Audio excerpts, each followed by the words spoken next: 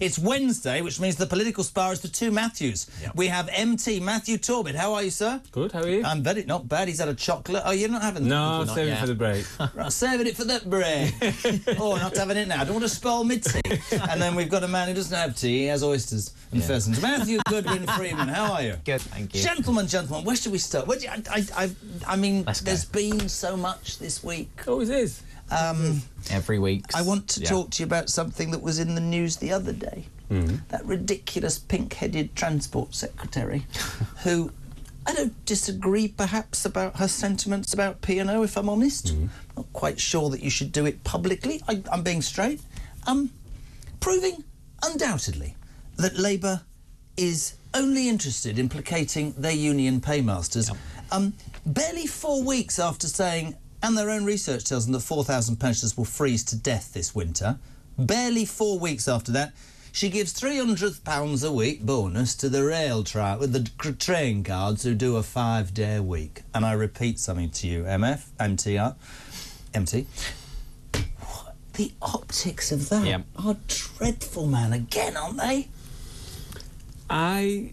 The cynic in me would say, older people, don't tend to vote Labour. Public sector workers do. This could potentially be shoring up votes for the next election where Labour may be in trouble. I think the sentiment of Lou Hague last week, I think is right. I think there should be a place, regardless of who you are in government, to call out things that are wrong with regards to P&O. I agree with that. What I think Labour needs to remember, however, is that it is now in government, and whatever you say will affect market confidence, business confidence, ultimately employment and jobs, therefore. So I think on that, again, this is a communication issue, which has always been my concern with the Labour Party, even in opposition, because there was a press release that Lou Hague commented on, which was signed off by Number 10. Precisely. Now, we are either, which I think we are, we're in an era where politicians are governed via Twitter and newspaper headlines and whatever else, and there's a bit of a reverse ferret of, oh no, everyone's up in arms about it.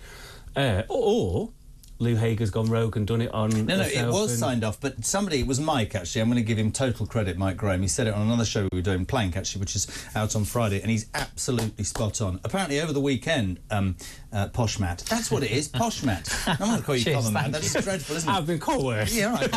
Posh Matt and Common Matt is actually, apparently...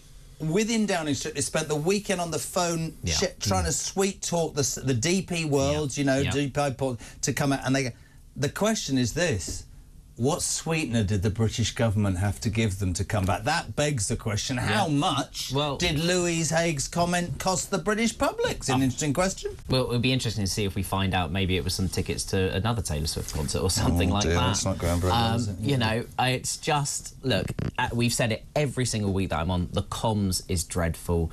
The government just, every week, it's going to get better, it's going to get better. It doesn't get better. For the sake of the country, it's got to get better. Do you think that sometimes in life, when you're in a job or you're in a relationship or you're in government, you're in football, it doesn't matter, you just realise quite quickly that you're not really any good at it, or it's just not going to pan out? Because here's something that is in the news today. On the first day in power, I'll start with you, Posh Matt, right? They and I was not a fan of Rwanda. The Tories said Rwanda was a deterrent. I think 700 million quid and not one person can be blamed at many things, including the ECHR, but it didn't work. They cancelled it, right? Interesting, isn't it? They want to reset relationships with the EU. Most of Europe is waking up to the fact that the people of Europe don't like migration, are going to the right. We've gone to the left. EU today saying we quite like the idea of using Rwanda-style deportation camps outside Europe. Absolutely. And I wake up to this morning and I go, right, so you want to be closer now? You want to be in Crookstep or whatever it is? With what?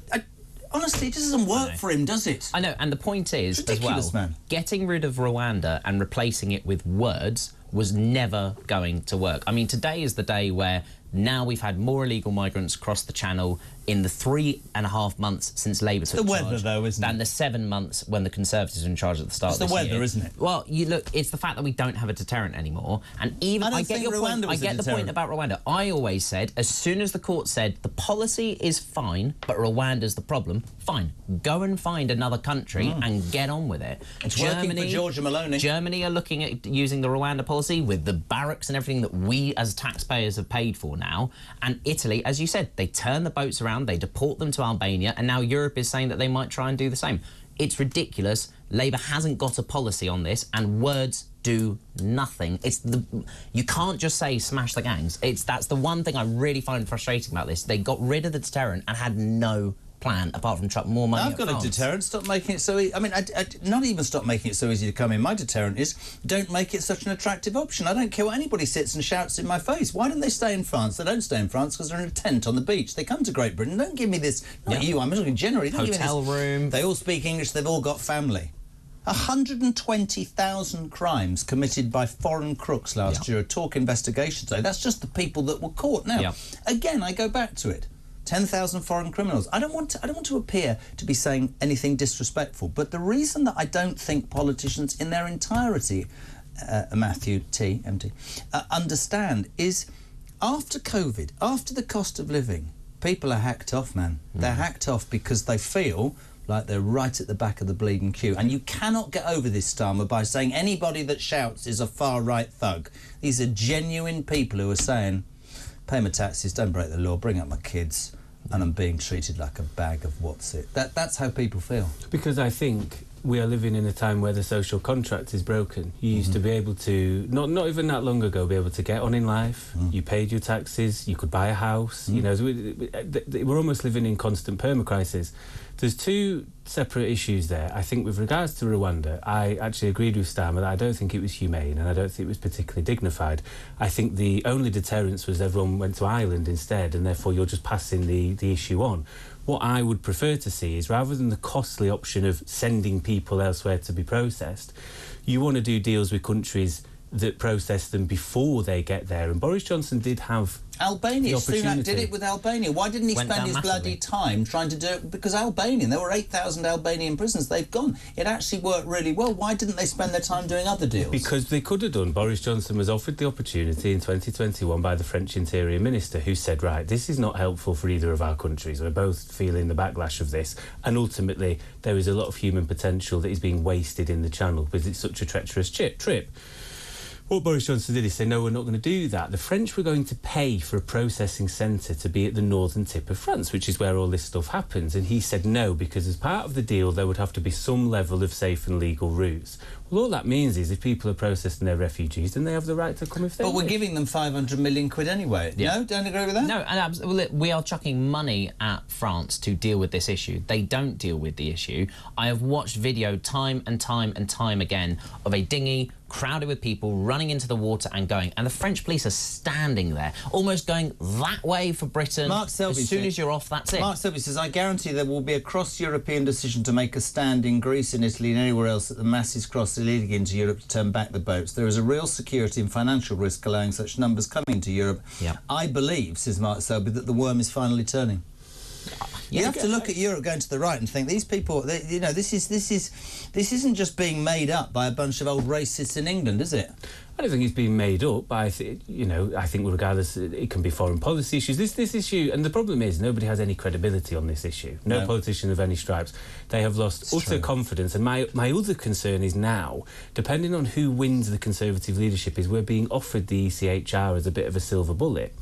Well, Brexit was supposed to be the silver bullet. We were told if we would leave the EU, we would be able to control our borders. It, were we? But ultimately, if you're Joe Bloggs watching at home and you're going, well, I voted to control our borders, it looks like it's more out of chaos than it's ever been. Absolutely agree with you. So why would anyone therefore believe the new silver bullet? And there's another excuse. But you can say that as much as you want. The Conservatives are not in the government anymore. Labour are in the government. And the only thing that Labour have got to deal with this is we're going to smash the gang. So I completely get... Look, I have always come on and been very fair as a Conservative, disappointed with what's happened, disappointed with our history. We lost the election. I agree. It's now down to Labour, who are in government. It's their responsibility to fix this. And all we've had is words of smash the gangs, and more people are coming over, more and more. And apparently, if you stand up against that, you're a far-right thug. This will take time. This is not an excuse. This is totally going to take time. I think also, if I was to be generous towards the Labour government, I think they were probably caught slightly off guard at how quickly the election was, and they're not prepared, right? It should be better. But knowing they knew they were going to win for months in they should have planned better. They knew they were going to win. Another way that would be totally useful to smash the gangs is to have more safe and legal routes. Why would you bother paying tens of thousands of pounds? Why don't you just turn the boats back? I'm being a serious question. Because that worked for Australia, and a Labour government under Albanese have carried on that policy. The Home Office looked at it when Priti Patel was Home Secretary, and it was deemed too dangerous. You're going to potentially kill people doing that.